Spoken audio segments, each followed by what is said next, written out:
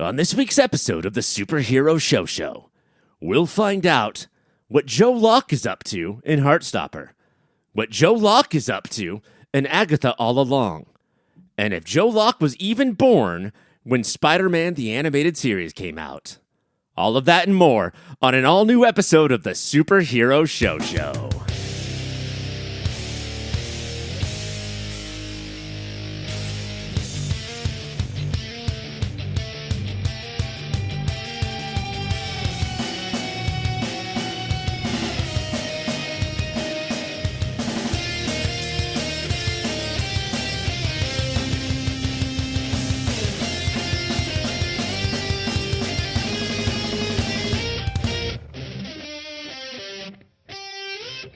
Welcome to the Superhero Show, the only podcast this week that is not hosted by Cassie. Which would mean that every podcast that comes out this week into your feed is hosted by Cassie. Joe Rogan Show, hosted by Cassie.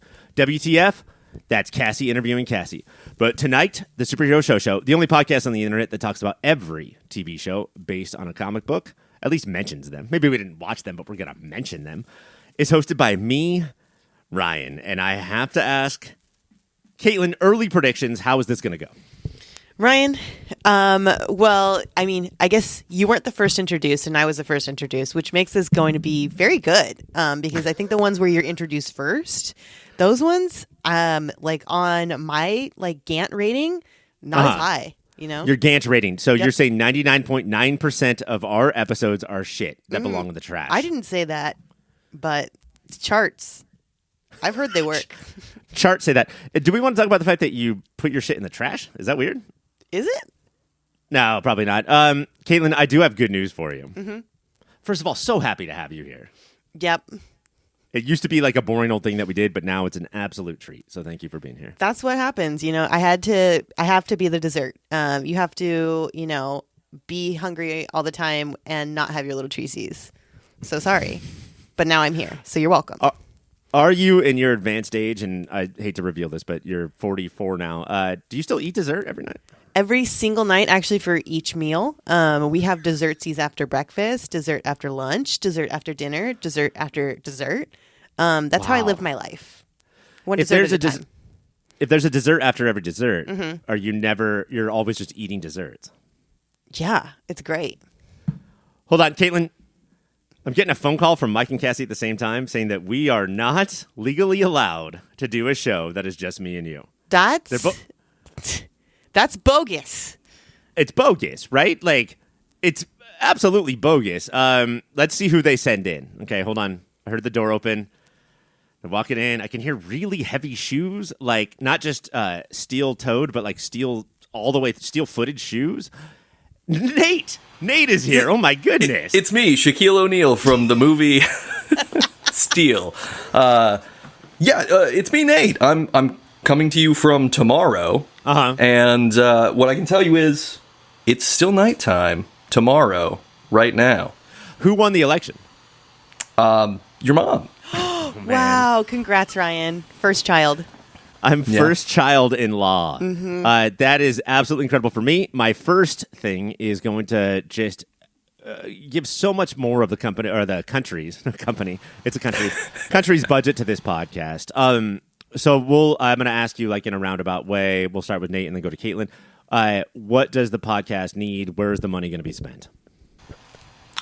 Ooh, I mean, I really would love to gussy up the green room just a little bit. Right now, it's kind of like a avocado green from the 70s, and I think we could kind of transition into a deeper green to really reflect the era. You want to keep it green, just not that green.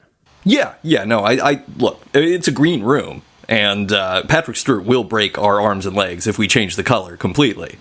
So I think it's just a matter of reflecting the green a little bit. Caitlin, we just received $6 billion from the U.S. government, and Nate bought paint. What do you want to do with the rest of the money? Nate, I like what you're thinking, but I'm just going to go a little bit off this. Have you seen DuckTales? Oh, sure, yeah. We talking money bins? Yeah, we're talking. I'm gonna be the Scrooge McDuck, and I'm diving into this money. And I don't want paper. I want it to hurt when you hit that. I want solid coins, and I want those big like silver dollar coins, and then I want like the 50-cent pieces. That's what we're gonna be swimming in because those are my big boys, and I want to make sure I only swim with the big boys. No pennies here. It's going to be awesome that 2 weeks after we buy this, the FBI finds our 3 shattered bodies laying on top of a bunch of gold coins because we all dove in at the same time. Or My corpse will be wearing spats, too. Sure. Just to be in character. just broken monocles everywhere. Canes, We said top woohoo hats. though, and it was cool. It's true. I think the best sort of like team suicide is one where the death was unintentional. They're just so fucking dumb that they dove into coins. Would you be a Huey, Dewey, or a Louie in this situation? Oh, wow. That is a good question. If you're looking at 3 people and one of them is clearly the dumbest, which of the 3 names, because there are 3 pretty dumb names. Yeah. But they're all the smartest people in the group, right? Yeah. Because Yeah. they're always solving all the problems. It's a real You're right. Inspector Gadgets. It's a real penny situation It is most a petty of the situation.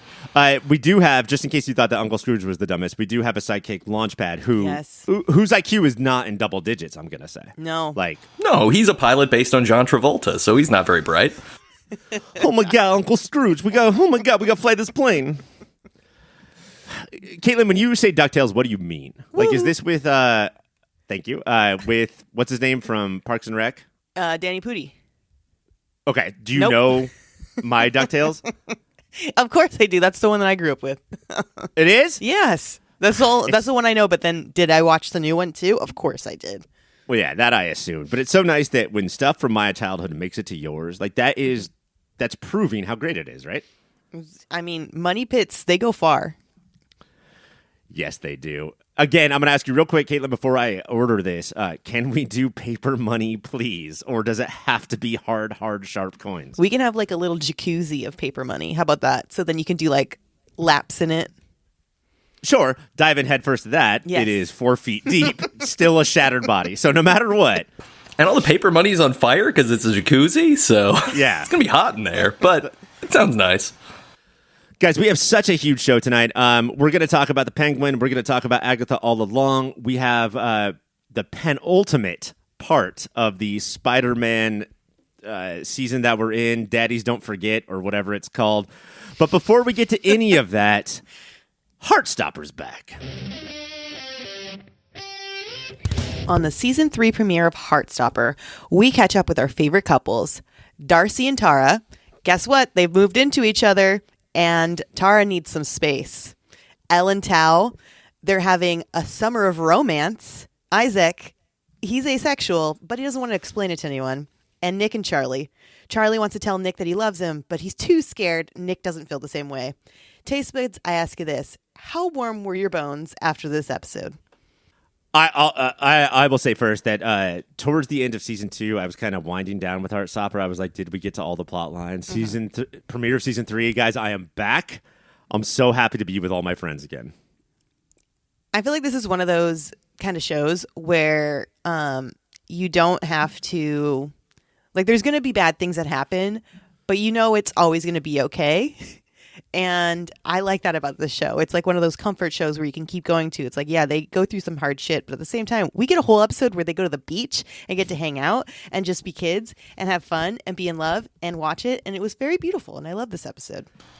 This was my first episode of Heartstopper at all. Like, I just decided to watch this one out of context. And it was possibly the most charming and cozy half an hour of television I've ever experienced in my life. So, yeah, the beauty of this is, like, it also seems like it would be fun to act in because your job is to hang around with people, you kind of frolic on the beach or whatever, and then you get to sit down and have a very quiet conversation with a person in like a side-by-side.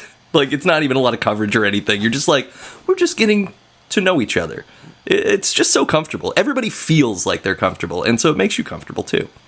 We used to have time for that shit in our lives. Like, we used to have time to just like, let's get to know each other because I don't have dry cleaning to pick up and fucking podcasts to do. That's all over. But I love it, like, going back in time to this place. And yeah, like, when in the beginning of the episode, when I can't remember, I think it was Nick and Charlie who are the last to arrive, and all of their friends are already on the beach, and they're all like, "Yeah!" Like that. Like, I miss those moments, guys. It reminded me of the like season premieres of TV shows in the 90s, right? Where it would be like, hey, the cast is back together and everything is going to reset to a glorious, perfect place before we start to whittle away until everybody goes through their own dark night of the soul situation. How was that time when you were away from us? Oh, it's fine. Doesn't matter. Let's friendship. Here we go. Everyone's friends again. I like this episode. I feel like they always, yeah, you're right, Nate. They build you up and so they can break you down. But they built us up so well with this, and it was so sweet. Well, the payoff is beautiful in this episode. Like I was convinced that we weren't going to get it. Yeah. And then Tao, who Mike specifically hates so much, was very charming in this one too, and I really liked him as well. And I don't know how I can like not hate any of the characters this season. It's crazy. I mean, just when I think that I'm in love with all the characters, Tao will always do something like the most cringy drama kid bullshit that it brings me. It makes me grounded. Like, okay, so I don't love everybody here. What did Tao do that was so great? He didn't do anything that was great, but he didn't do anything that was awful. Him and Elle, so he wanted to have the best summer romance ever with Elle because she's going away to school. So he wants to do everything romantic. So he cancels plans with all of his friends. One of the things which they're all mad about him with, but he does try to make her dinner at one point, and he can't make dinner. His mom's hovering over him like, you're literally going to burn this place down. And he's like, no, I'm making dinner for my girlfriend. And it goes really bad, and then Elle fixes everything. She's like, let's just have a nice meal with us two. That'll be the best date ever. And it's just cute. Like, he does these stupid things, but it's not bad. Like, I still like this Tao much better than season 1 Tao. He had a nice, like, anxiety, verbal diarrhea monologue too, where it's just like, everything has to be perfect because we're going to go away. We're going to be separate from each other. You're going to not love me anymore. Everything's going to change. This has to be everything. This has to mean everything, which I think we've all been there at one point or another to some extent. And it was charming to watch them eat pizza with forks and knives because I guess that's just a thing that you do even if you don't have to eat on camera. Especially if you're in England, you just do things the wrong way. Like that. Right. They were eating the left side of the pizza first, which is also a no-no, but whatever. And they were cutting with their fork and then trying to stab it with their knife and put it in their mouth. I think the thing about Tao that I realized watching this episode is that so often we watch these shows about these kids and they feel like they are TV or movie characters. And everybody in this show feels so much more realistic, except for Tao, who is obsessed with movies. I don't know if this episode got... So he is like, his thing... His performance or his like identity is trying to make everything like it would be in a movie while we're watching that on a TV show. And of course you're going to fail. Just to announce at the beginning of summer, this is going to be the most romantic summer ever. You're doomed. Like, that's such a bad idea. But this episode doesn't show that. I'm sure next episode is going to go way downhill. But right now we're living in bliss. And, props to Elle for just having the most patience for any SO of all time. Like, just to watch him and be like, I still love him, I guess. But Nick and Charlie, obviously, are main people here. Charlie just wants to tell Nick that he loves him. And at the beach, he's trying to find a moment to tell him. And Nick's out in the water. And by the way, Nick is completely shredded this summer. Yeah. I was like, oh, we got a beefy boy in this show. This is fun. He's beefy as hell. And Charlie is watching. And so he's trying to find a moment to tell, tell Nick that he loves him. So they're in the water because Nick invites him into the water. And Nick has something to share with Charlie too. And Ryan, what did Nick share with Charlie? I was talking about how realistic this show feels, right? Like this feels like it's actually kids those ages. But the most sitcom-y thing of all time is to say, when somebody says, I have something to tell you, then say, oh, I have something to tell you too. Mm-hmm. Yeah. Shut the fuck up. Like, all you're doing is creating other plot lines. And Charlie, because he's kind of a coward, I don't know the right word, but like he's nervous about saying I love you, says, no, you absolutely have to go first. I can't go first with what I have to say. And then Nick, through all of his research, by watching Charlie for like, I would say the back half of season 2 and then into season 3, has decided that Charlie has not just anorexia, but it's like anxiety anorexia. Like it's a specific kind, and so he says it. Which he probably does. Oh, there's no denying. There's like no denying. When Nick says it, you can see in Charlie's eyes. Charlie's like, shit. Not like got me. Not like he's wrong, but like fuck, he found out. And that, of course, if Charlie's thing is going to be, oh, but I love you, that's nipped in the bud. That's not going to happen in that moment. Mm-hmm. So anorexia killed the moment. But of course, we get another moment when after the beach, everything's like, oh, well, he's not going to say I love you then. So Nick is packing to go on this 3-week vacation. So this is the last time that Nick and Charlie are going to see each other before the end of their time together for summer. And so Nick goes to take a shower, and Charlie's just left in his room, and his mom calls and says, you have to come home. So what does he do? He goes, well, Nate, do you want to say what happens? He is, he's suddenly, like, because he has a spidey sense, too. And I wish we would have talked about Spider-Man first, because I was going to say that I think Charlie's spidey sense is actually more effective than Peter Parker's, for the most part, just 1-to-1. But he's like, oh, this is my moment. Yeah. This is when I have to say it, because he's going to leave, and I'm going to leave, and this is the time. And he walks out there, and that gorgeous Australian Shepherd that Nick has, that and I just watched like the first 2 episodes this evening also, so I'm there's dog continuity, and I love that. That dog, who appears to be like the marker of important moments in this show, looks at him like, yep, this is the right thing to do. Mm-hmm. And he goes to the door, and he talks to Nick through the door, and he's like, I love you. And Nick just gets quiet. He gets clearly nervous. He doesn't know what to do, but he's on the other side of the door. So Charlie takes this, and he fucking Charlie Browns his ass out of there. And then makes the cutest moment ever. Yes, it does, because then Nick comes out in a towel, still just shredded, and looks at the dog, and the dog looks at him, and he's like, I gotta go after him. And so he starts down the stairs, and then he's like, oh, close. And then he goes and gets dressed, and all of these things, I mean, I guess England, they're far enough apart, it takes a while to walk, I don't know. It seems like a lot of time passed, but he gets dressed, he runs out there, he catches up with them, and he says, you gotta say it again. And so Charlie does. And then he says, I love you too. And it's beautiful. Let me ask you guys this. Is Nick too imperfect and Charlie is... is Charlie too imperfect and Nick is too perfect? Does Charlie have all the flaws and Nick is just there as like the dream, ideal, perfect rom-com second half? I mean, he has the homophobic brother, so he's not perfect. Caitlin, you and I both know that you can't control your brothers. Like, they just are who they are. I think they both have their issues, and I'm sure we'll see more of that going forward. But I think we've focused a lot on Charlie's issues because he's like the main character of everything. But I'm sure we'll see Nick's too.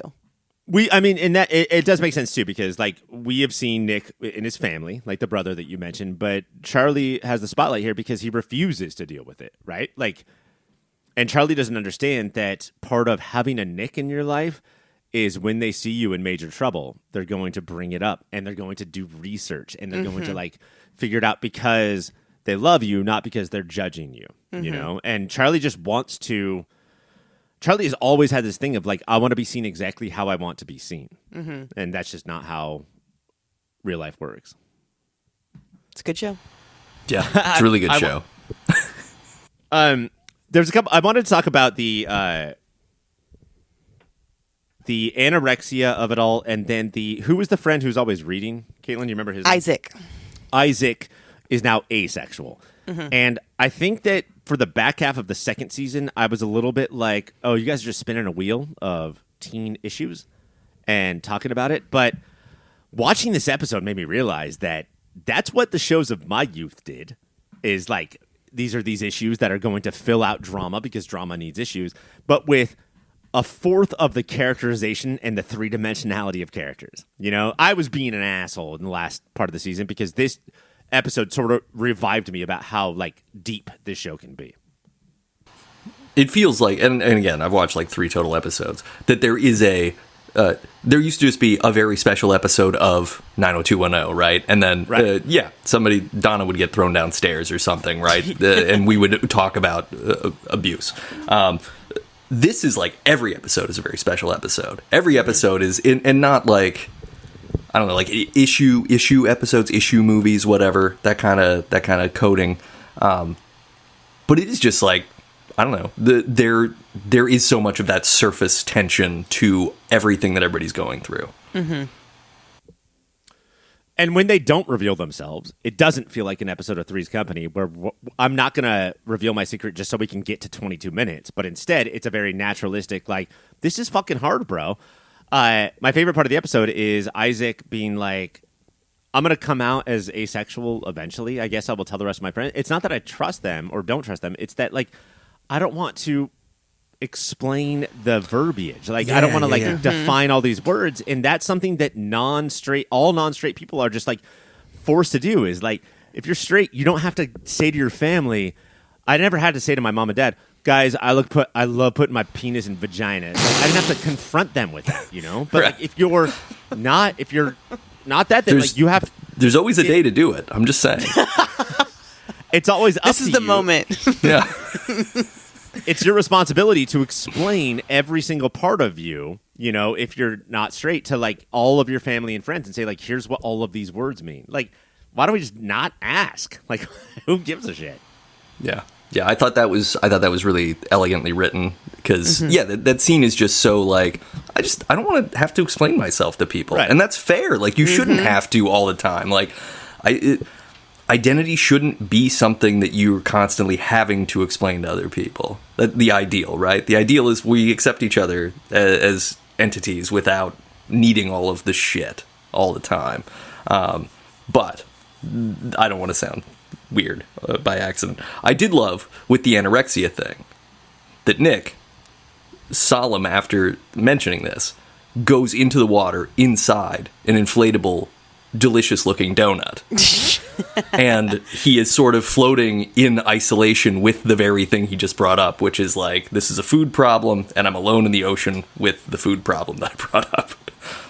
Did you think that it was weird when he ate that entire inflatable donut? Oh, it was, well, because he fell asleep. He assumed it was a dream. God, if I fell asleep in the sun, my body would never. I would look like bacon for the rest of my life. When Charlie said no to sunscreen, how did that make you feel, Ryan? First of all, I back Nick up. Everybody needs it. I just need more of it. But I also was on Charlie's side because Nick sort of tricked him. He was like, oh, I'm just going to mess with you a little bit. Just kidding. Ha, ha, ha. And then rubbed sunscreen all over him. I also hate that because it just sucks putting sunscreen on. It's just like grabbing a bottle of Vaseline and pouring it all over it. Or like Crisco so the sun can bake me harder. I don't like it. Here's what I do. Never go in the sun. There you go. Yeah. Tip number 1. Tip number 1. Caitlin, I do have to ask, in an episode that you loved, what was your favorite? What was your moment of the week? Moment of the week has to be the end of the episode when Charlie and Nick say that they love each other. It's just too heartwarming. And then Nick's walking alone. Nick is walking with no shoes on when he's doing this because he ran out of the shower and he's just like, you know, sopping wet from the shower and everything. It's just very, very cute. And I enjoyed it very much. Do you think it was also... Go ahead. Go ahead. Oh, I was going to say, it was also really cool that when they have that moment, like they frame the shot so that the street lamp right between them is like this beacon of light that's sort of like, look at how bright their love is burning right now that this is happening. I thought that was really interesting. Do you think Nick's agent or somebody was like, he could just not wear a shirt and just be glistening? Like, that might be better for the scene if we do that. It's stuff like that, Caitlin. Like, there's so many people who complain about the fact that we don't get very often anymore Julia Roberts, George Clooney, Hugh Grant rom-coms in theaters. They're on TV, guys, and that moment is like, that would have been one of the best scenes of the 90s if we were talking about rom-coms, Absolutely. Nate, what's your moment of the week? I mean, it's kind of that one, but I want to shout out some quality product placement that I picked as little moments that were nice, because genderqueer is being read on the beach, which I thought was cool. I love when I recognize stuff and I'm like, oh, this is like aligned and doesn't feel gross that it's here. And there's like a folklore poster in the background as well. It's always there. When the girls are there. So I was just like, oh, cool. This show is part of our reality and understands how to dispense that without being like gross and kind of, Wayne's Worldy. That Leo DiCaprio meme of him pointing at the screen, the reverse of that is Nate watching this pointing at his folklore poster. Like, oh my God, that's me. It's me. My folklore poster and my copy of Genderqueer. I was like, oh, I just read that. That's great. No, but legit, if any TV or movie character reads a book that you've read, you feel so smart. It's the fucking best moment. I'm going to give you guys some of my moments of the week. The teacher says seating plan instead of seating chart. Why can't Brits call things the normal thing? They always have to change the name. Is it weird to name your British daughter Tori? Charlie's sister is named Tori. Like, that's tough with labor in charge now. It's a little weird. We're a labor podcast. So, like, would that be like naming your daughter MAGA or MAGA? You can lift up a person in rugby. Charlie does this in his rugby tryouts. And it's because, guys, I watched the first episode of the first season, and I'm sorry. It was a good one. It was good. I watched that tonight, too, because why not? And it was charming. It was so good. I didn't notice. Has the show sort of gone away from the comic book? These are different panels. These are butterflies in the air. It still has like the little, like whenever Nick and Charlie have a moment, there's still like little like things, but there's not as much as season one. There's like, looks like things scribbled on the screen, which is fun. And it makes it extra special. Or when like he was talking about anorexia, everything around him got dark. Yes. So there's still definitely the comic book element. I don't think it's as much as season one, but it's definitely still there. And I love that part too. Not just did Charlie get dark, but everything that Nick did got bright. Like Nick is good and Charlie's bad. And that's just such a weird headspace to be in a relationship. That's Heartstopper. It's on Netflix. We're going to do, I think, 2 episodes next week and until we finished it. But before we move on to the poll list, Nate, you said that you have started a website and you wanted to pitch it to us. And Caitlin is the co-producer of this, so she's going to help you fill in all of the details. Caitlin, what's the URL? Yeah, the URL is Big Cheeks Got Meat. Big Cheeks Got Meat? Mm-hmm. No, we're going for the .com, or are we?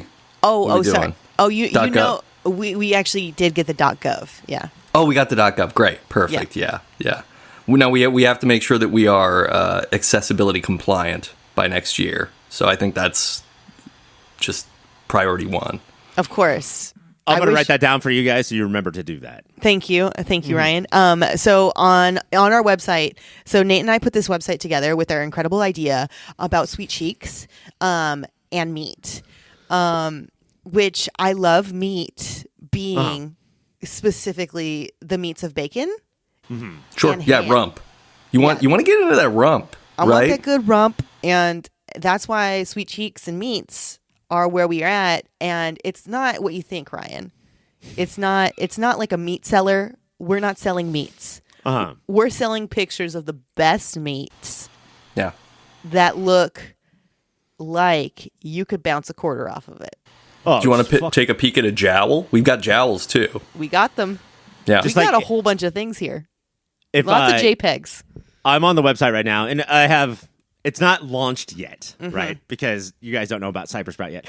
But I'm on your like pseudo website right now, and these are just like pictures of like rump roasts and bacon piled on that look like human asses. Yes. Yeah. That I want to take a bite out of. Yes. Yeah. And that's what we specialize in. And specifically, again, Ryan, just the JPEGs of them. And we sell them. It's kind of like NFTs, but way cooler and so much more lucrative. And I think you should invest in us today. Yeah. There's CFTs, cheap fungible tokens. And you'll notice that we did a lot of extra HTML work on the site so that those pics load as slowly as they would have in the 90s on dial-up internet. So you really you're waiting for your cheeks to appear. Anticipation sells, people. Oh, for sure. That's what we've been told because we've been advised by good people with internet. You guys know my catchphrase. I want my porn to come up fast and my meat pics to come up slow. Yeah. This is amazing. But before you launch, because being on your website, I do not think it's ready. This one thing here where it's a butt made of meat pinata. That bestseller. When you hit it with a bat, sausages come out of the butthole. Let's do this right. If I told you about Cybersprout, I would say that their design experts are well versed in digital strategy and elegant design.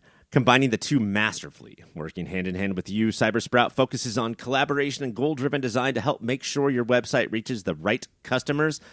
Cybersprout provides tools and training that make managing and tweaking your business website a breeze. Cybersprout, your partner for the digital world. Did I sell you on that? Wow, I am sold. I will put my rump roast in their hands and let them deal with that. Literally the only group I'm going to use to design my meat Ouroboros, where a sausage comes out of one end and briefly touches air and goes into the other. Ooh, fun. It also, I don't know what I'm looking at, but there's a picture here of a sausage opening its mouth close to a woman's face, and then a tiny sausage is coming out of the mouth. Like, you guys are doing good things. Yeah, that's just moo dang. We're just trying to get extra clicks. If you guys had a choice, would you rather raise moo dang or eat? Just fucking eat that motherfucker. Roast him on it. Oh my God. Obviously eat him. Also, Caitlin, is this not Fat Bear Week? Oh my, it is. Thank you so much for observing. Yes, it is. And we have, Ryan, can we break this down for just 2 seconds? Oh, sure. And you guys had a coupon code for your website. So please, go ahead. Fatbears.com. No, it's actually it's fatbearweek.org.gov. I don't know. I can't remember. But anyways, Ryan, there was something really sad that happened with Fat Bear Week. One of our bears on the bear live cam, which you can watch these bears live on the Brooks Falls eating these salmons, literally murdered another bear on the camera. Yeah. I read about that. They were like, Fat Bear Week is delayed. Yeah. There has been an incident. Yeah, it was because everyone watches the cams, especially leading up to the week. And everyone does. Every Ryan, I know you did. Only Bears. Onlybears.com. And so $10 tier, you can see everything. I'm in too many groups of people who watch the bear cams 24/7 and like with bear specialists in there too.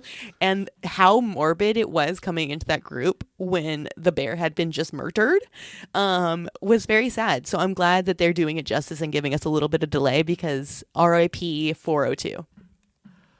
402. What, do you remember his name? No, that's he didn't have a name. It was a number.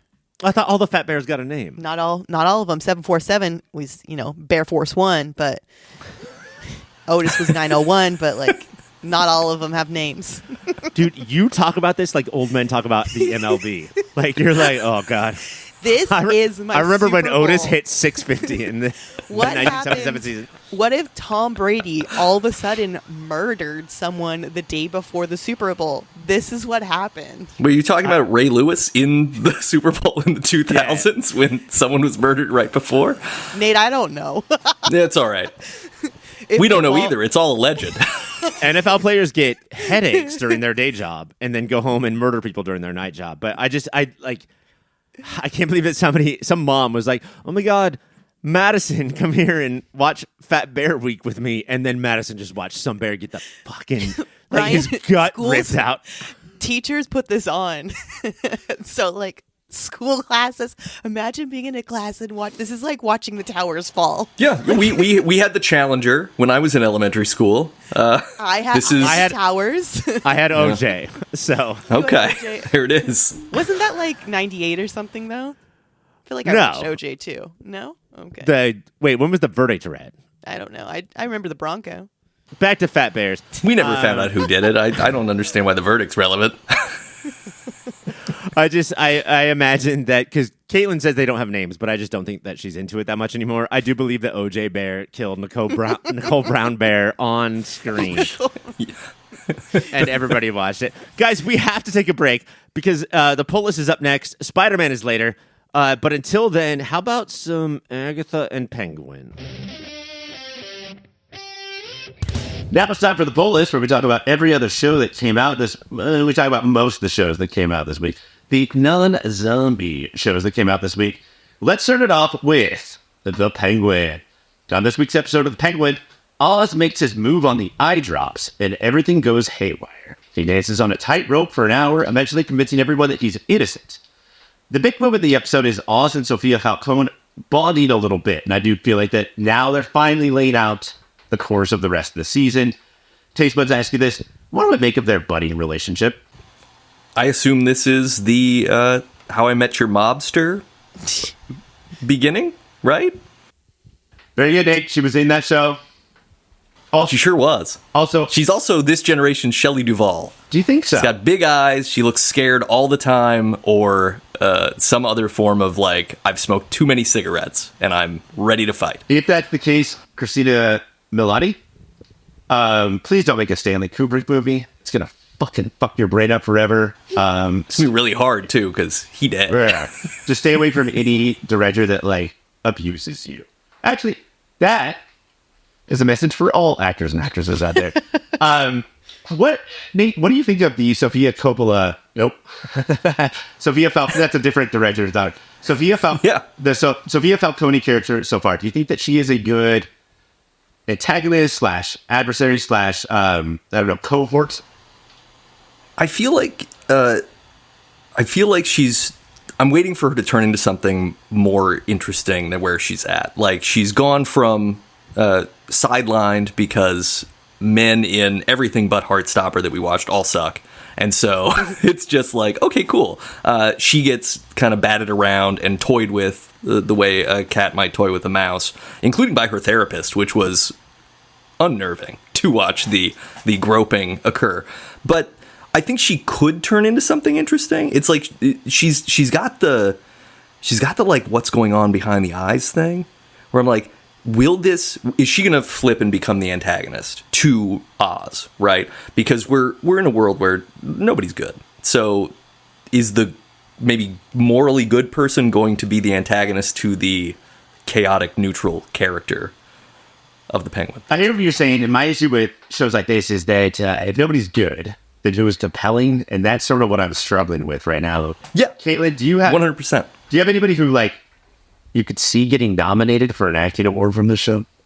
I feel like Mr. Penguin himself, Colin Farrell, right? Oh. Colin Gandolfini, I believe, is his name. Big old Colin boy. The Mr. Penguin himself, I feel like, could get nominated. And obviously, all of our makeup people nominated. And yes, Big Eyed Girl, she scares me. So I definitely think that she could get nominated for something. Van Morrison's lesser hit, Big Eyed Girl, was of course about Kristen Milioti. I totally agree with you with the makeup people. It's just that so often I'm not forgetting. And Colin Farrell is one of my favorite actors. I think that in Bruges and Banshees, like, I can't believe what he is capable of. But in this, I feel like I'm so often watching an SNL skit where it's just like, hey, I'm one of those guys who talks like this. You guys find her to be three-dimensional here? No, I have a problem with this show because it's like we have character actors. Like, if you want to do this, you don't like Colin Farrell can do other stuff. I don't dislike him wanting to do something different like this, but it's a weird swing to commit the whole show to this bit, especially when it's like, I thought we were getting away from like the gritty DC thing a little bit, where we were gonna like the Penguin doesn't have to be Burgess Meredith necessarily, but I honestly wouldn't mind at this point. I would be okay with like and a cigarette holder and umbrellas that shoot smoke. Like, great. Give me something that's more clever than like I'm gonna tell like an anti-government joke while I'm ripping off other gangsters, and that's like my bit, and also peppering fuck into everything. Is there a character or theme or storyline, Caitlin, that compels you to watch more of the show? I honestly am just I don't know. So I didn't finish this episode. I watched the first episode, and I like want to continue watching it, so I probably will keep watching it. And I think what just interests me is that it's different than a lot of the TV shows that I watch. So, like I got my Heartstopper where it's like, oh, I really love this and I feel really good after this. Where this one, I want to know what's happening next all the time. And it's like, how crazy is the Hangman character? Like, what is she going to do next? Because people are unpredictable. So that's why I want to know I don't know what's going to happen next. So that's why I want to keep watching. I feel that. And I really do miss having a show like that. Like, not necessarily a puzzle box show, but like some show where like I am on the edge of my seat with everybody's decisions. I just feel like that they're doing a thing here where they're like, it's kind of an hour of not knowing what to do. And then at the end of the hour being like, boom. Here's everything. And I don't, do you watch next week? I probably will. I just don't like myself for it. Yeah. But you can't do like twist-based writing all the time where it's like everything hinges on build up to what's the reveal. Mm-hmm. And it's like, I don't care. I want to see, the reason I would continue to watch this is I want to see what else Clancy Brown does because I like him a lot as an actor. And I'm waiting for something cool to happen there because there's no point to have him if nothing's going to happen. And I hope they don't waste him. One of my favorite types of actors is when the director has to say, just so you know, the quieter you are, the louder you are. And that is Clancy. He's got that voice and that bass of like, if there was a Hellboy movie made in the 80s, he would have been it. Like, he's just got that like gravitas that like I on everywhere. And also, you don't really think about it, but when you see Clancy Brown, you're like, oh, that's the guy from 1,000 Things I Have Watched Before. He's one of those guys. Literally everything that's ever been on has had Clancy Brown in it, including Starship Troopers. Great movie. He throws a knife through what's-his-face's hand. Medic! What about the relationship? Because I haven't gotten a chance to talk to you guys about the show. The relationship between Oz and the kid from Runaways. His Vic, his second in command, his little running boy like secretary. Is that getting you through the episode? Is that compelling enough? I don't think it. I think that could even disappear, and I'd still watch it. I don't feel like I'm not a fan of Vic right now. Maybe I will be later, but right now he's just there for me. So, yeah, I feel like it's a big shrug, and I don't super enjoy like watching a guy just like beat on and belittle someone who's younger and obviously inexperienced and maybe has a developmental disorder of some kind. That's like, it just makes everything stink a little bit more when you want to kind of like Oz for this show to work. I mean, to add Vic's stutter to his character is so weird because it's like, it's not, I don't know, like he's still capable of whatever he wants to do, but it's like, like the show's trying to make him feel lesser, and then it makes it worse when Oz picks on him. I don't know. I agree with Caitlin. Like, if they were just like in the third episode, well, that didn't work. We're rejiggery. Cool. I am going to go, though, to my vote of the week, which is Oz and Vic, where Oz is telling this story about, like, Pinchy, or some former mobster. They were talking about, like, how he was just, like, a lackey, and then he got caught and he got busted because he just didn't respect, or, like, all the people that were above him didn't respect him, and so he tried to strike back, and it got him birds. And then while he's talking about that, he screams at Vic for putting cilantro on his tacos and pick all that shit out. Bro, you're telling the story about why this guy got beat, and now you're going to treat your underling in the exact... Like, this is just a cycle that we all have to go through. Idiot. Also, his name was Pinchy? Yeah, and he got pitched. That's the same name as, the dump truck and Bob's Builder. So, and Homer's Lobster. Not to be confused with this possum, named the Bitey. Nate, what's your moment of the week? I think it's the moment when the ex-husband from Marvelous Mrs. Maisel is visiting Christine Milioti in the hypnosis-induced prison sequence. I was like, oh, the show's being interesting now. What's happening here? And then it broke out of that very quickly. But I was like, I like that. I like haunting stuff. And I think that if we're going to talk about crime and criminals and some form of haunting that's interesting, especially a universe that features the Scarecrow as an entity that exists, like, let's play with this. Let's do this more and unravel this reality. Because that's your way out of just being a rote gangster show, is like, do all the Batman stuff that you can. Break this thing up. I think that's a perfect example, because that kind of stuff makes me feel like they wanted to do a show, and then the rest of the episode makes me feel like, oh, fuck, we have to fill 60 minutes this week? Oh, shit. Type. Everybody type as fast as they can. Caitlin, do we go to you? I didn't watch it enough.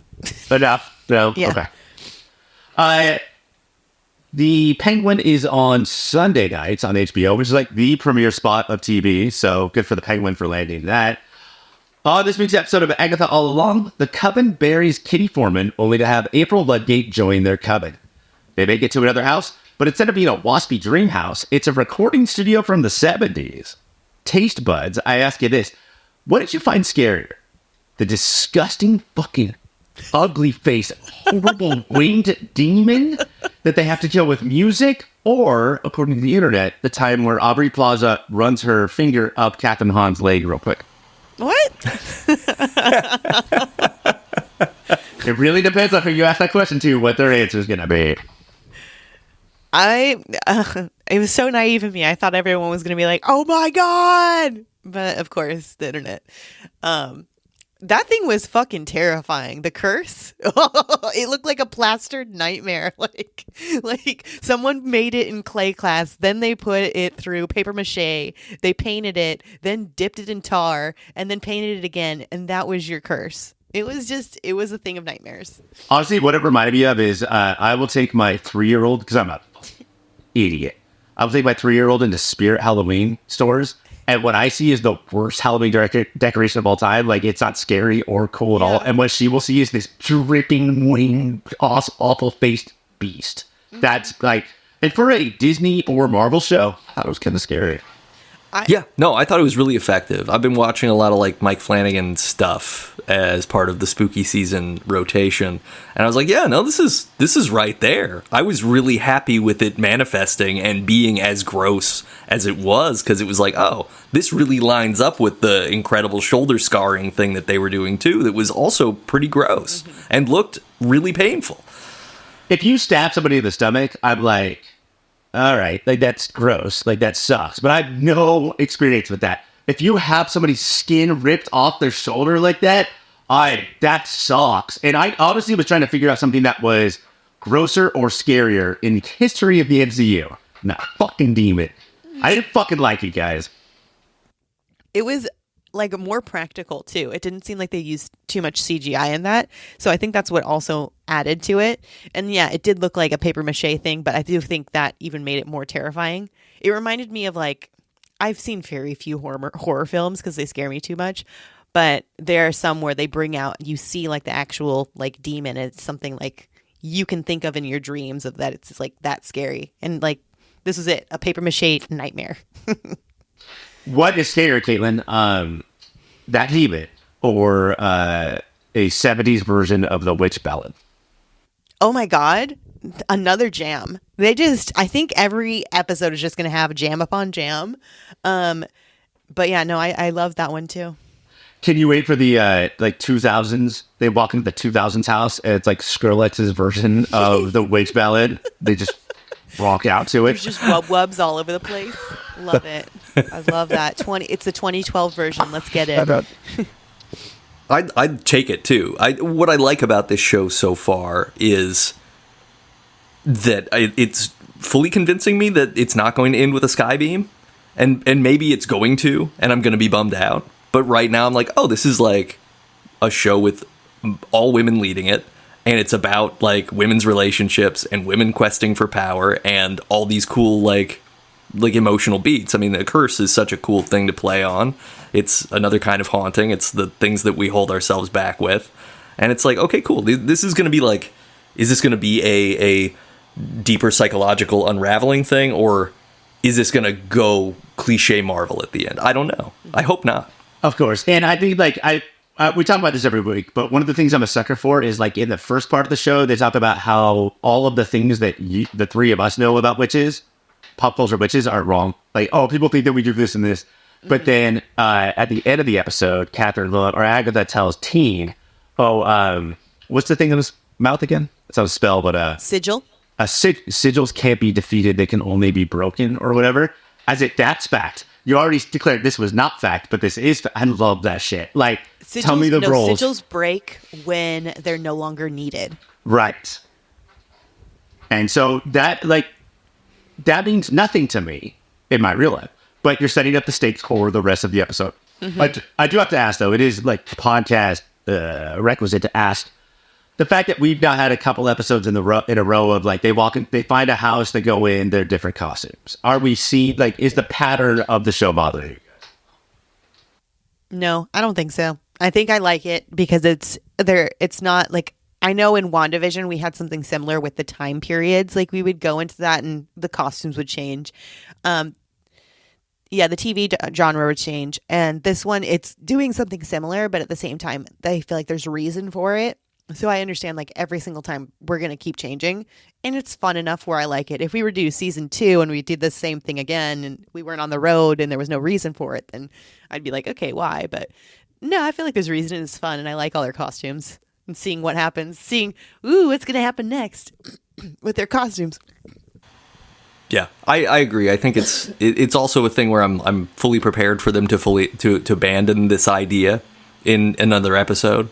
Like, so there's going to be some inciting incident that shatters this norm that we've set, right? Because we started with an episode that was like, here's a norm that feels weird, and then it's shattered by the end. And then now we're building a new thing. So I don't know. I like that this is at least keeping me guessing. Mm-hmm. And in a way that I did enjoy early WandaVision, where it was like, this is keeping me guessing.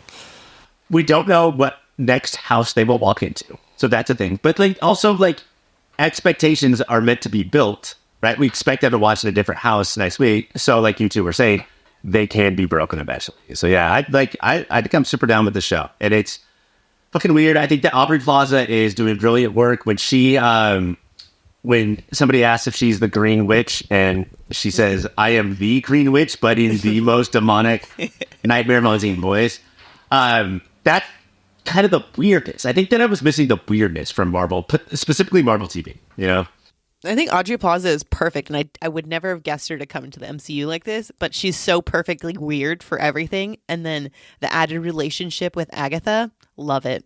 Love it all. Yeah, I like that she's playing against the character she normally plays, because she's almost always April Ludgate and everything else. And she's almost playing she was in the music video for Father John Misty's Hollywood Cemetery Sings. I can't remember. Hollywood Forever Cemetery Sings is the name of the song. And it's the song is about, like, being in a relationship with someone who always wants to have sex in mausoleums and at cemeteries, so you have to keep breaking in and pretending you're at a funeral.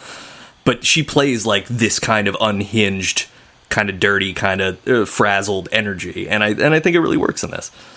She's also in the current Francis Ford Coppola movie Megalopolis, playing a character named Wild Platinum. Heard great things about that movie. Yeah, no, nothing but good things. Before we get to the moments of the week, I do have to ask you guys, who is Aubrey Plaza and who is Teen? Caitlin, we'll start with you. Teen, well, they have it leading where you think that Teen is Agatha's son that she turned over for the book. And do you believe that the ending of this episode nipped that in the bud? Like, are we done with that?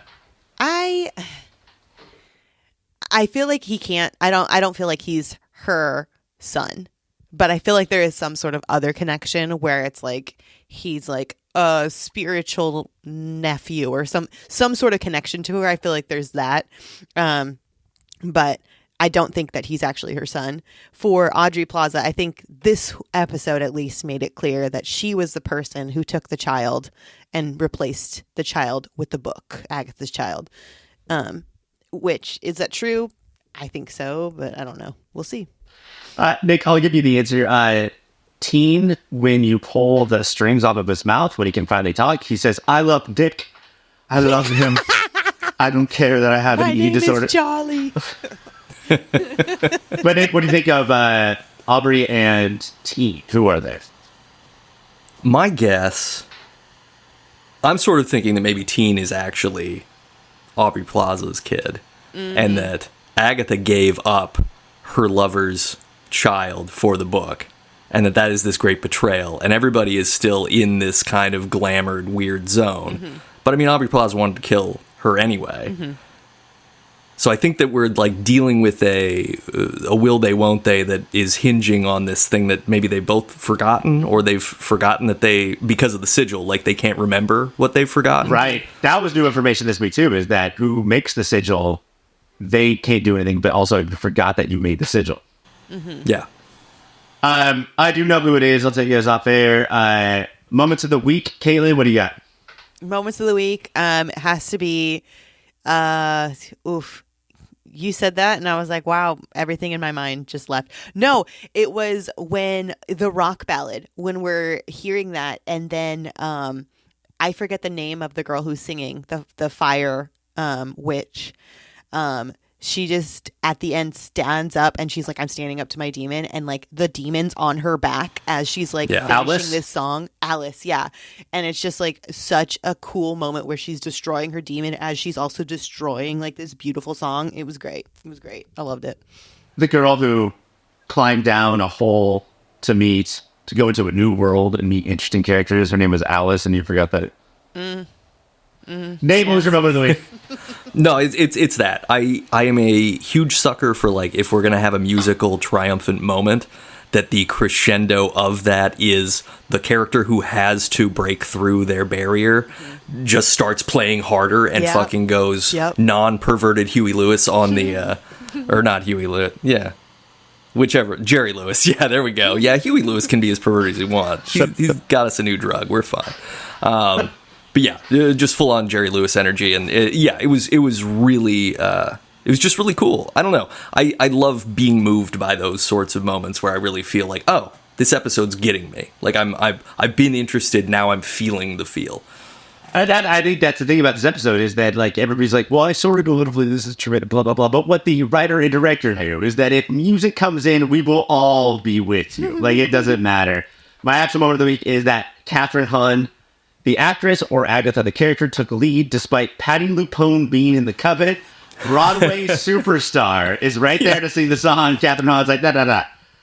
I got it. Agatha All Alone it comes out late Wednesdays on Disney+.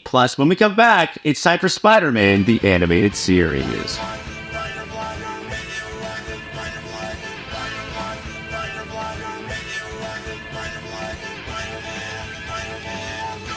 Ladies and gentlemen, boys and girls, welcome to the official segment of a podcast based on the daytime soap opera from Fox Kids that we know as Spider-Man the Animated Series. I feel like that's what Cassie says every week, and that's what I'm saying now. The two of you are in a competition to not just say the greatest things about this show. Any insults will be obviously negative points, but then we will have an award segment at the end where the battle truly begins. Guys, when we start, and I don't know if you've been keeping up with Spider-Man this entire season, but when we start, there's just a floating camera taking pictures of the void. Everybody cool with that? Yeah. Yep. Perfectly normal. Yeah. That camera falls out of a black hole and lands in front of Old Lenny. And Old Lenny is a guy who knows his way around a pawn shop. He's also a man who, like everyone on this show, who isn't Kingpin, is ripped, regardless of the fact that he is supposed to be like 70 or 80 years old. It's like, no, he's 6'4", and he's like 220, and he goes to the gym every day. You can tell because there's a certain age you get where you cut the top half of your mustache. Right? Like, the top half has to go away. You just get tired. You get tired halfway down on the shave draw, you know? But like, I understand that if like somebody on a park bench is like, oh shit, that camera fell in front of Old Lenny, and he's gonna grab it. But he himself says, ooh, nice camera. Old Lenny's gonna do something. He calls himself Old Lenny. Is that weird? No, that's just an old Lenny thing. I feel like if you were in a park, you were to find any old Lenny out there, and this is just what happens. I do love what happens next, though, because, of course, in that park is also Peter Parker and my girl Mary Jane. He's a Parker, after all. He would be in a park. That's where he got his name, actually. His last name. It's got nothing to do with his ability to put a vehicle in a space. What happens, Cassie? Or Caitlin, sorry. So Mary Jane and Peter Parker are strolling because they're in a relationship. And Ryan, it's been a hot second, I guess, since I've watched Spider-Man the animated series, because I didn't know that they were like this deep into it, and like all this shit has happened apparently within their relationship. But Caitlin, I have such good news for you, because it doesn't matter if you miss any episodes. Mary Jane's gonna walk you through them right now. yeah, Literally exactly. her lines. She's like, Bechdel test? No, thank you. I will tell you what's happened in previous episodes. I'm going to tell you everything. It's like, thank you, Mary Jane, for catching me up on everything. And with all the clips, too, as she's talking about it, I'm like, wow, Mary Jane, you are a homegirl for sure. So she talks about with Peter, like, all these things have happened. I don't even remember half the people she was talking about. There's a preponderance of bad men in their lives. A bunch of bad men. And she feels in imminent danger. Yeah, she feels like she's in danger all the time. Apparently, she still does not know that Peter Parker is Spider-Man. So when she goes to Peter to be like, isn't this crazy that all these things are happening at once? He, of course, has to go and gaslight her. And he's like, Mary Jane, it's New York. What do you expect? And I love that. At the end of the last episode, he was like, I'm putting Mary Jane in danger all the time. I need to stop being Spider-Man. And then in this episode, after Mary Jane's 12-minute flashback, he's like, I should probably quit being Spider-Man. Nah, I'm not going to do it. I don't care. But all the flashbacks that Mary Jane has, like, it's all the villains, but they're all related. Like, Dormammu. Oh yeah, Dormammu. A Doctor Strange villain who was like some sort of demon from space hell, pretended to be her father. A ex-boyfriend from her past became Hydro Man. All of them are attacking her. So for her to have some boy issues, it does sort of make sense. Yeah. But I did enjoy that. And of course, then we have to see the camcorder. We have to know what old Lenny, how much is he going to sell this camcorder for? What is it going for? So we follow him into the pawn shop. Guys, the George Washington themed pawn shop. Important that we're name checking our founding fathers when hawking stolen goods. Of course. And guys, the name of this thing, it's only said like 50 million times throughout this episode, is the Time Dilation Accelerator. What a name. What a mouthful. So my notes are covered with the acronym TDA. So I will probably forget the Time Dilation Accelerator. But old Lenny goes in there, and he's like, I don't know, man, it takes pictures. It plays MP3s. It makes coffee. Give me fucking money, because clearly, in order to be that ripped, old Lenny has some sort of drug habit, and it might be steroids, and he needs the money right now. But unfortunately, what it does do is open up a black hole, and those two gentlemen are sucked so hard almost into it. Luckily, that bar is there for them to grab onto. They're sucked out of space, and of course, Mary Jane and Peter Parker can see, there's a black hole, and Mary Jane's like, oh no, not another one. And Peter says something like, what the what? He says like a very 90s thing in that moment. Mary Jane says, oh, like, that's just like what we saw at the carnival last week. She says last episode, but that was probably a mistake on her part. She probably didn't mean to say the E word. And then, so Peter leaves, and she's like, oh, because he's a reporter, he has to leave. Yeah. MJ, come on. MJ, open your eyes. So he goes, and the person who really wants the TDA is Hobgoblin. He is going to use this to commit what he likes to call a bunch of crimes. My favorite kind of villain is Hobgoblin, because it's not like world domination, or it's not like I want power, or I think I can make the world a better place. It's just like, I don't know, man, crimes. Let's just fucking do crimes. I love crimes. I'm a big old crime boy, and I'm ready to make good crimes right now. And you got a good crime, little bot. And I'm going to take your crime bot from you and make more money. Yay. Caitlin, you should be a criminal. Thank you. Crimes. Hobgoblin gets it, and what does he do? What are the crimes? money, gold, steal the gold from the reserve. It's just back to bank robbery. Like, how unoriginal. Like, not only is your last name, Goblin, the same as a different villain's last name, the Green Goblin, but you're just robbing banks here? Come on, man. This is my first time experiencing the Hobgoblin. I've, of course, growing up with Tobey Maguire, know who the Green Goblin is. I'd never met the Hobgoblin. So this episode was exciting for me because I got to find out who he was. He's the Joker from Batman the Animated Series. Yes. Is it Mark Hamill that voices him? Sure is. I have that in my notes. I'm like, Mark Hamill, ? I love that he does his Joker voice as Hobgoblin, and then he does a sort of slowly expanding toward that voice that starts as like snooty Upper East Side jerk and gets more and more Hobgoblin over time. Mm-hmm. Honestly, not to spoil like the middle of the episode, but if somebody else did Jason, I would not be surprised. Like, Hobgoblin sounds like Mark Hamill. Jason sounds like so many people that I've met in my life. Yeah. No, he does a really good job of covering up for Jason. That's where I was like, I don't know if this is Mark Hamill because Jason is so different from Hobgoblin. But Hobgoblin, Mark Hamill, loved it through and through. I was like, yes, my boy here, and he's ready to start some shit. Does it seem like half of the takes basically is Hobgoblin? They were like, whoa, Mark, Mr. Hamill, we love you, buddy. That was exactly the Joker, if you could redo that. And then the other half they just left in. Like, we don't have time to re-record that. They gave him a list of puns and just like, read some of these and see what happens. Nate, you were talking about Flanagan shows. Yeah.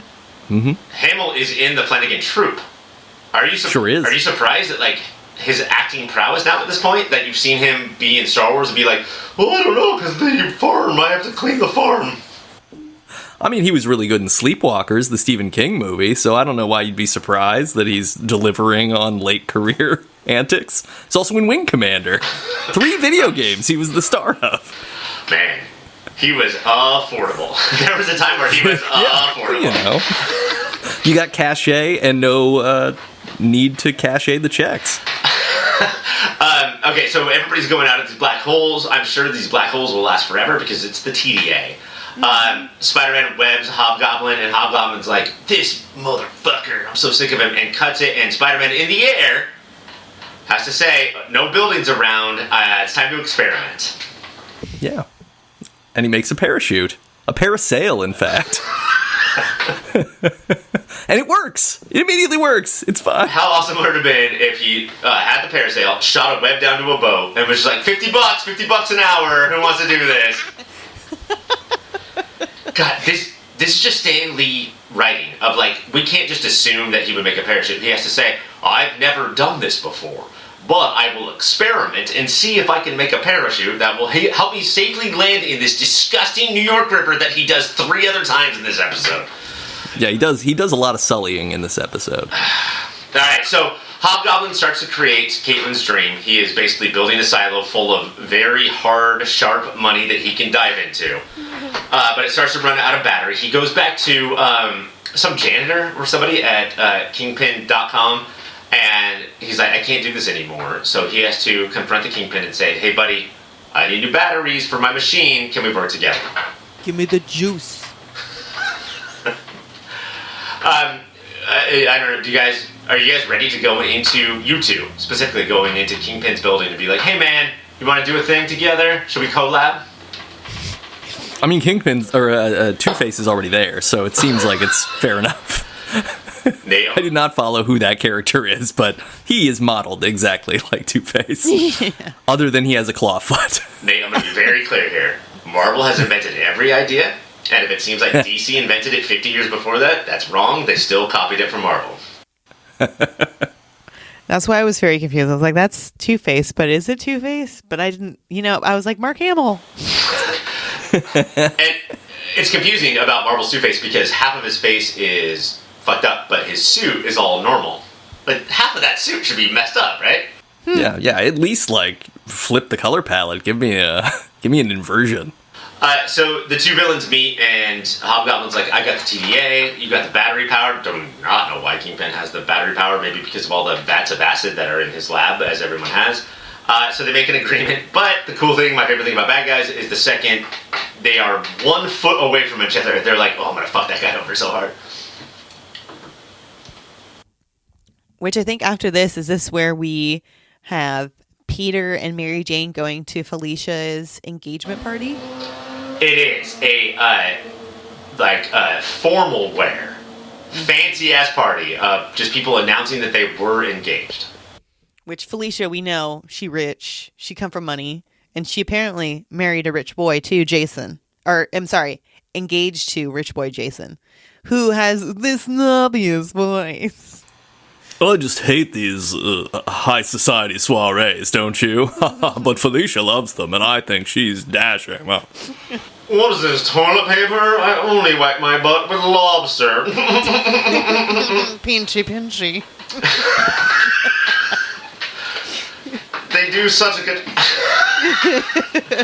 No, but like, even if this is your first TV show ever, you land on this planet and this is the first episode of television you watch, I feel like you can tell that Jason is not a great guy, by the way that he talks. But then Spider-Man, or Peter, being the fucking moron that he is, shakes Jason's hand, realizes that he's a villain, but Kingpin or Osborn is near the Spidey sense. So he's like, oh, it's probably one of those things. Jason, I'm sure, is great.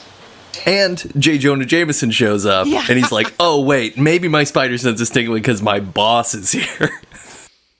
It's like, could be all of the above, my dude. You're surrounded. If you have a superpower, you want it to only work in superpower situations. If, like, my shoe comes untied and my Spidey sense goes off, like, that sucks. That is going to be annoying. Did you guys notice how when JJJ ran up to Peter and started yelling at him, every person in the party stopped talking and stared at them? Mm-hmm. Like, is it just because he has, like, this poor-ass person has a boss and that's disgusting and I want to spit on him? He was so loud at the soiree. Also, Jason calls someone Old Bean. Old Bean! And I'm going to call everyone Old Bean now. You are now Old Bean Ryan, and you are Old Bean Nate. Old Bean is a classic. I love Old Bean. I almost changed all of the show to be like, instead of Taste Buds asking this, Old Beans, I ask you this. Green Goblin comes in here at this point. No. Osborn gets yelled at by Kingpin, and he's like, hey, buddy, can you become Green Goblin again? And Norman's like, no. And Kingpin's like, I'll kill your fucking son. And he's like, fine. And then he goes... Not Harry. I love Harry. Oh, yeah. MJ goes to talk to Harry, too, because Harry comes over and gives them shit for being together. And she's like, I have to do something about this. She's like, He doesn't know that we're not in a relationship anymore. Do you guys remember, did Harry break up with MJ or the other way around? I don't remember. I feel like MJ broke up with Harry, but... How could Harry break up with MJ? She's a ginger. Everyone's in love with gingers. So Norman's like, oh, if you're going to kill my son, who is worthless, then I guess I will do your bidding. And then Spidey, who's listening to the situation, comes down as Felicia walks onto the balcony, and Spider-Man asks the ultimate superhero question, could Peter be in love with one girl while Spider-Man is in love with another? Can I fuck them both? Is that my superpower? I was like, this is why he's consistently the worst fucking Peter Parker / Spider-Man ever. We talk about this a lot, but because of this show, but there's a part in Batman Forever, everybody's favorite Batman movie, where Dr. Chase Meridian, Nicole Kidman, tells Val Kilmer, as Batman, I actually don't have a crush on you anymore. I'm in love with another. She's in love with Bruce Wayne, and as Batman is about to swing off the balcony, he smiles because he knows that's fucking normal. That's how it should be. Peter here is being a piece of shit. And how many times has he bailed on MJ? Like, how fucking crazy. Okay. Which he's thinking about bailing on MJ again in that very moment. I'm like, you're such a piece of shit, Peter. Well, and he went through this with Felicia earlier this season, too. Yeah. Where, like, he was dabbling with, oh, well, maybe Spider-Man can be in love with Felicia. And they screwed around already. Like, it's just... Could I just tell Peter to say 2 words? Yeah. Mm-hmm. It's bye, Felicia. Just say goodbye to her, and then we can move on. Bye, Felicia. So now, Oscorp's like, oh my god, my son's in danger. What should I do? I better not look in the mirror. And And then I better go into a bathroom that is comprised Only entirely mirrors. of mirrors. The bathroom is only mirrors and posters of the Green Goblin, and that is where he goes. Did this convince you guys? Did this convince you to not only Norman should, but maybe we all should become Green Goblin? I'm going green today, actually. Later today, I'm going green. So he did convince me. It works. Green Goblin, or Norman's back. Or Norman's gone, let's say. Green Goblin is fully there, and probably about to come into some sort of fight at some point, because the name of the episode is Goblin War.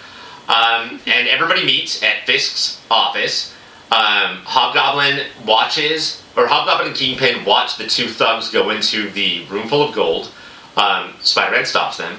And then it's a big fight that breaks out. Kingpin's desk gets destroyed again for, I'm going to say, what is the 7th episode in a row.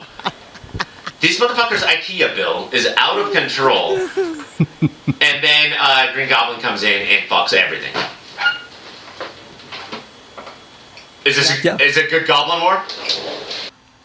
It's exciting for a moment, and the Green Goblin ties up Hobgoblin and MJ, and Felicia, and then he's just like, oh no, I'm not gonna, like, I don't want any money, because Jason's like, hey, I give you money, like, you want to be rich like me because you can have money, and he's like, I don't want money, I just want to kill all of Norman Osborn's like enemies so that he can be at peace, which is the most like totally rational like villain thing of just, no, I just have to eliminate all the people who could possibly hurt Norman's feelings, and then I can go away.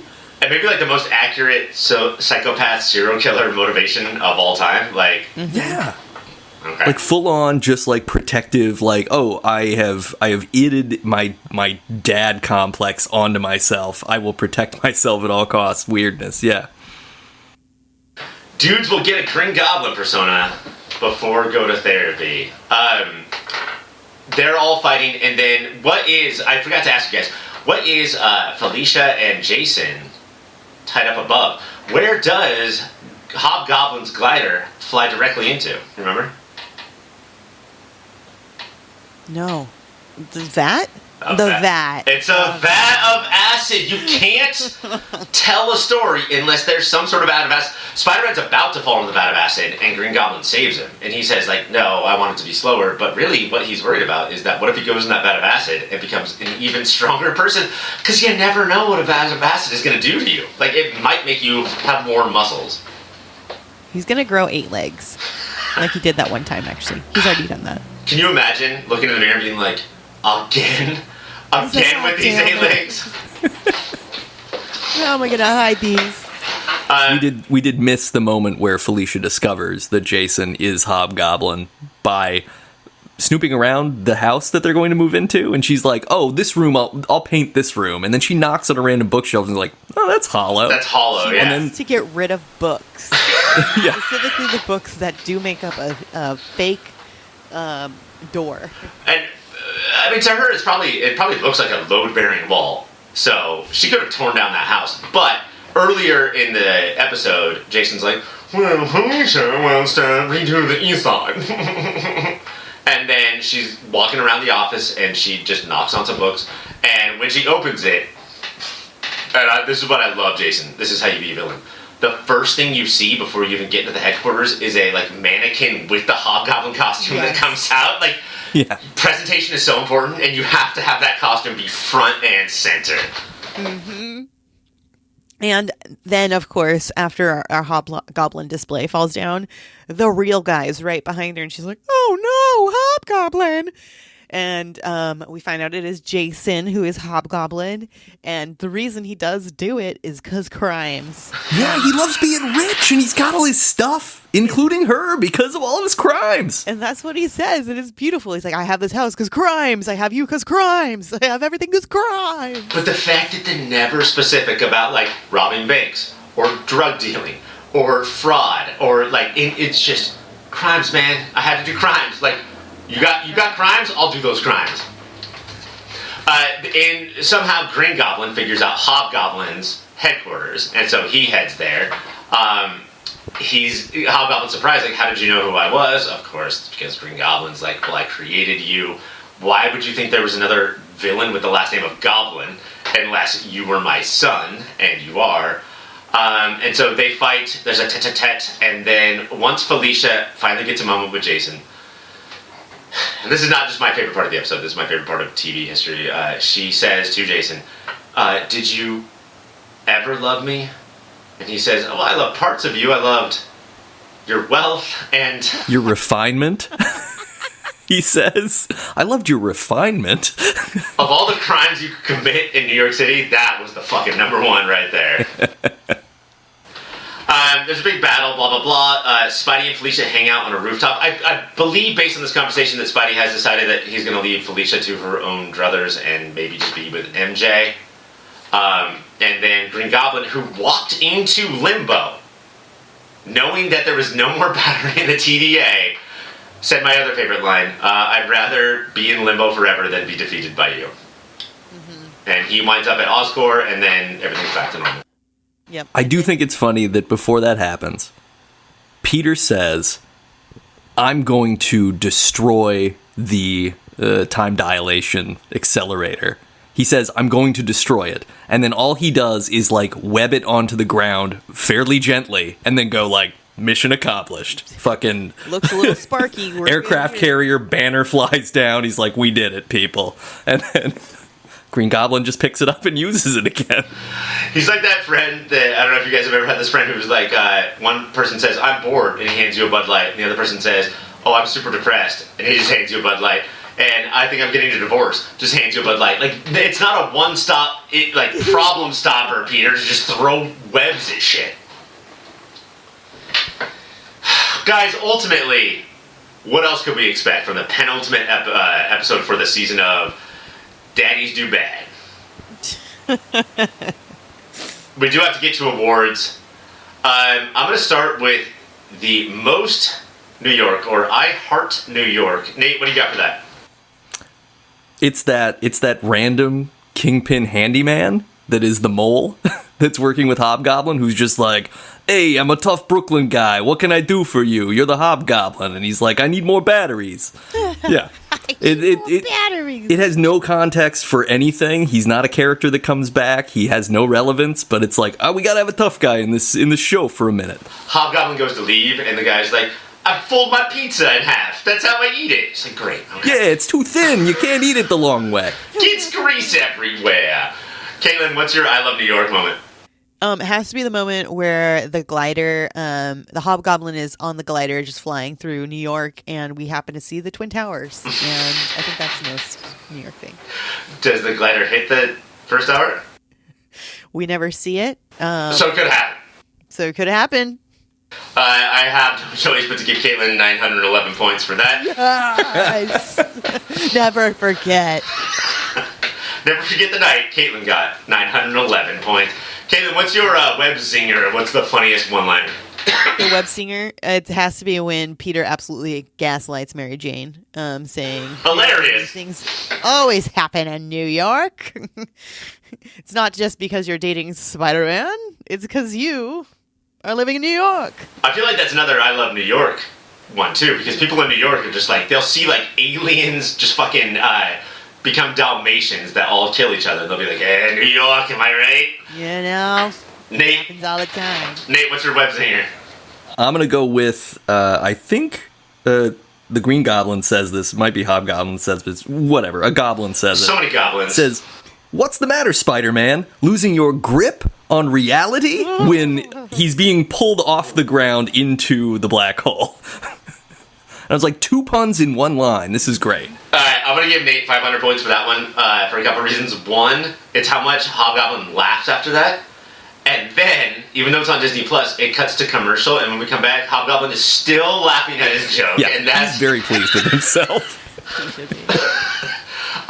Nate's action move. What was the action figure moment of the night? It's the experiment that results in a new accessory that you have to buy at KB Toys right away, which is a web-based parachute.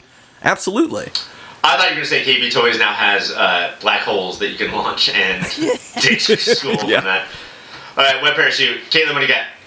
I just have mirrors because they can turn you into a goblin, apparently.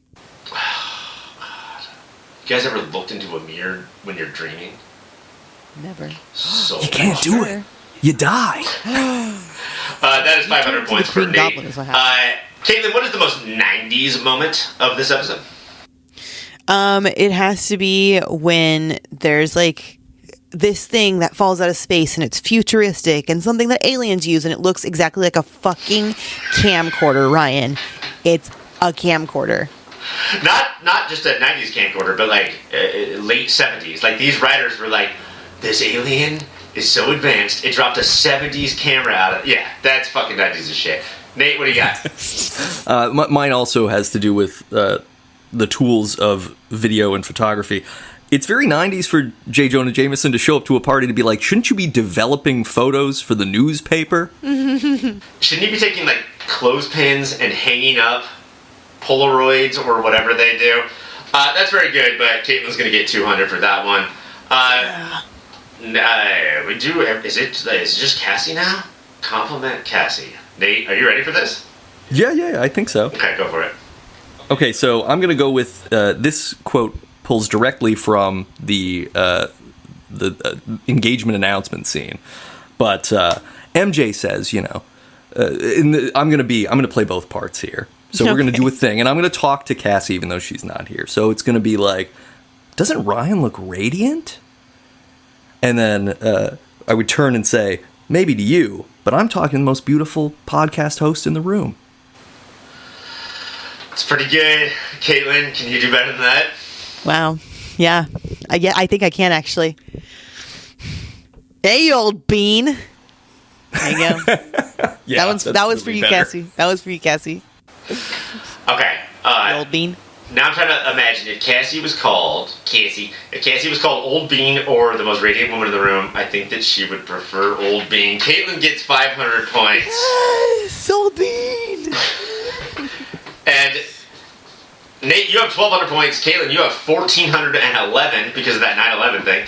And Caitlin, your prize is to tell us about any websites that you know about. Wow, I know some cool websites, but my favorite website is popfilter.co because I go there and I actually live on that website. So that's why it's my favorite, because it's my home and it should be your home too. And you should also go popfilter.co/Amazon to make your purchases because it helps us. Thank you. We like you, and come to my home, popfilter.co. Caitlin, on popfilter.co, can people buy the shirt that you're wearing right now? They should be able to. Can you even describe this to people, like what exactly you're wearing?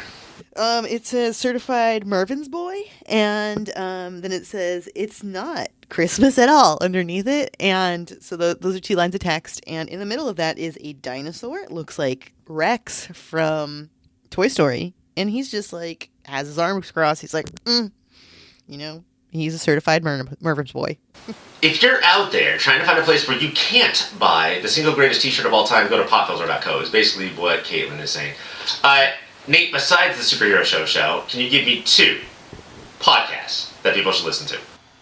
Ooh, 2 podcasts? Oh my gosh, that's like, are there even 2 podcasts? I thought there was this one. And then, I don't know. No, I would immediately plug your podcast, Movie of the Year. That's a fantastic podcast that everyone should listen to. I believe you're dipping your toes into 1996. That is correct. A weird and wild time when history had ended and we were all just making movies about whatever the hell we pleased. There were no rules. It was amazing. There weren't. There still aren't. We think that there were. And then the other podcast I would plug is a little podcast called Debut Buddies. It's a fortnightly podcast about firsts, where sometimes we talk about like a first bird and we go into history, and other times we talk about the first Beetlejuice sequel because we want to talk about Beetlejuice. I'm on that show, but don't let that deter you from listening to it. There are 2 other hosts. And there are episodes with Mike on them, so... It's true, yeah. We would avoid those, is what you're saying. Sure. Yeah, I mean, I label who was on it, so you'll be able to know what not to download. Yeah, those are landmines. You want to step over those. Caitlin, social media, your thoughts, and then after that, plugs. My thoughts completely gone when I go on social media. Brains gonzo. But I do like to go and dabble in the social media because, again, I have another home on there, and it's at Your Pop Filter on Instagram. I live there, and come visit me at Your Pop Filter. Look at all of my videos and all of my pictures and learn about the podcasts that are here at Pop Filter. And it's great. And I think that's the only social media. I think that's it. Email us, please, at contact@yourpopfilter.com. Or your popfilter. I'm sorry, contact@popfilter.co. Yeah. That is where you email us. We have a email show coming in 50 weeks. So please get your emails in now. Next week, another episode of Spider-Man, another episode of Agatha, another episode of the Penguin, a couple of episodes of Heartstopper. But Caitlin, do you know what we are covering next week? Don't tell me it's The Walking Dead. No. Oh, God, okay. By the way, I should point out that we are plugging tonight. We are plugging. Check out the Cast of Us for Daryl Dixon talk. If you missed that on this show, the Cast of Us. But no, Caitlin, that is not what we're covering next week. We're talking about a little boy, a little girl, got married, had 2 kids. That girl from Earth, that boy from Krypton.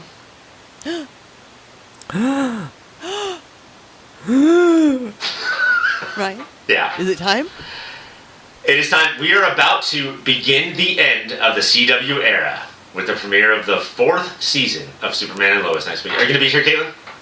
Not next week, sorry. Are you going to be here, Nate? If I'm invited, maybe. You are invited. You need to save people from a Ryan monologue about Superman and Lois, a show he thinks is fine. For Ryan, for Caitlin, for Nate, I am Cassie and Mike. We miss you guys. It sucks that you skied so hard into each other that you are now in full body cast, but it is funny, and I promise you that at some point we will sign your guys' cast and not just keep drawing penises all over them, but for the meantime we're going to keep drawing penises all over them. And as always, enough said.